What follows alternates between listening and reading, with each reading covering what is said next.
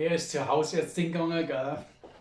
Und dann sagt die Doktorin, ja, Herr Meier, was ist denn los? Sagt er, ja, ich traue es gar nicht sagen, aber meine Vorhaut, die quietscht so. Ja, wie quietscht so? Ja, weißt, wenn ich onaniere bin, dann quietscht die Vorhaut immer so. Ja, das kann man nicht vorstellen. Ja, ich weiß nicht, was ich machen soll.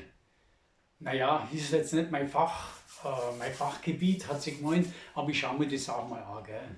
Ziehen Sie mal Ihre Hosen runter, Meier zieht Hosen runter, gell.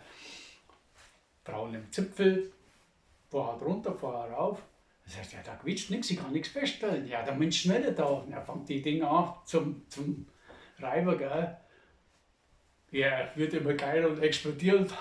Sperma. Pff. Ja, Herr Meier, Sie Schwein, da wenn's doch Leute ins Puff gegangen. Sagt er, ja, da war ich, da komme ich doch gerade her, aber der hat mein Kettel nicht genommen.